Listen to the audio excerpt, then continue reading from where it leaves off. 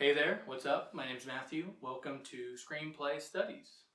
This is an 8-part video series where we're going to look over some dope screenplays. We're going to measure them up to their on-screen counterparts, and we may learn a little bit of screenwriting lore along the way. Yes, I do in fact write my own screenplays. No, you will not be seeing them here. I'm insecure. No, I don't like Slipknot. I don't listen to Slipknot. It's just a comfy shirt. Get off my back. So I thought we'd start this little video series right by looking at one of my favorite screenplays that I own a physical copy of, a classic, The Thing. I know what you're thinking, don't worry. These signatures are 100% authentic. I was actually on set when they signed it. Actually there's a special thanks for me. If you look at the credits, right there. So yeah, I know what I'm talking about. So since we're already here, let's go ahead and start off with the basics. We got the title of the screenplay, The Thing. Go ahead and take some notes because that's going to be on the test. Followed by that, we usually have the author. In this case, it's Bill. Love you, Bill. Keep up the good work. Usually, the title page can be done right there.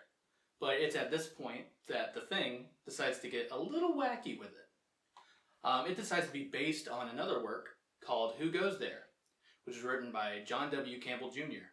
This is the second draft, which means that there is the potential to see something in here that is vastly different than what ended up being in theaters. If you think that your screenplay is done on the first draft, you're an idiot. Moron. Knucklehead McSpazatron. A goober. Clinically insane. Probably won't raise right. Some people call it a day after 2 to 3 drafts, but then you have some people who say that it won't reach its maximum potential until 10 drafts, so stay away from those people. Obviously, it's a case by case. You take as many drafts as you need. This was definitely not the final draft of The Thing, which we'll see later. The film was released on June 25th, 1982, and was directed by John Carpenter. Matt, put up the film Mr. Carpenter is known for. No, not that one. No. Matt, have you seen a John Carpenter film? I mean, technically yes, but that one. Put some respect on the name. Wait a minute. Matt, go back to the title page. Ooh, looky here. Now, it's common for a screenplay to be written by someone who is not directing the film. So it's not weird that John's name isn't on the cover here. But John did write and direct this one. And this one. And this one. Which is it, John? Do you want to be a writer or director? Wardrobe change! Don't make fun of me for the blue on blue. I'm not re-recording that. Not today. It's a learning experience. We're going to look at one of my favorite scenes from the film, Benning's assimilation.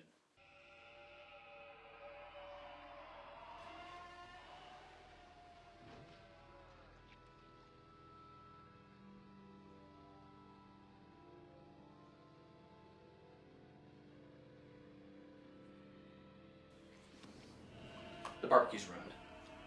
So that scene is super iconic to not only me, but other fans. But it didn't go down the same way in the second draft. In the screenplay, Benning still gets assimilated and set ablaze, but that's about it for similarities.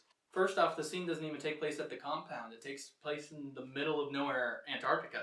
Granted, the compound is in the middle of nowhere, Antarctica as well. But that's the character of it. It's its own character. Like McCready and Childs and Windows. In the screenplay, Windows isn't even named Windows. He's just named Sanchez. Instead, the second draft only consists of 3 characters, 2 snowmobiles, the monster, and ice. Just miles of ice. Okay, so I'm realizing now that the way that this is all being presented may be confusing to some viewers. So we're going to close out this first video by going over the basics of screenplay formatting. This is what's called a scene heading, which is the named location for a scene. It's also nice enough to tell us if the scene is taking place indoors, int, or outdoors, ext. Thank you, scene heading. This means a lot to me. After that, we've got action lines, which can better describe the location in better detail, Or it can just tell us what the heck characters and objects are doing in the scene. Little scamps. Make sure to space out action lines instead of clumping them all together into paragraphs, because actors and crew will get bored and leave. That's a Matt fact. Last up, we got dialogue lines, baby. Dialogue lines. Dialogue lines. If it wasn't obvious already, these are the words that will be coming out of a character's mouth, whether it's on screen, off screen, or as voiceover. Also, you can give actors little directions or actions to perform while giving their line, if you're a creep. These are called parentheticals, by the way. You don't have to control every aspect of the character, you weirdo. You better buckle in, because I'm academically obligated to pump out 7 more of these puppies before May. Comment down below and tell me what film or screenplay you'd like to see on Screenplay Studies next. I'll consider it. I will flat out turn it down if I don't like it. Or you. I'm talking to you, Steven. See you in a week from now. Bye-bye.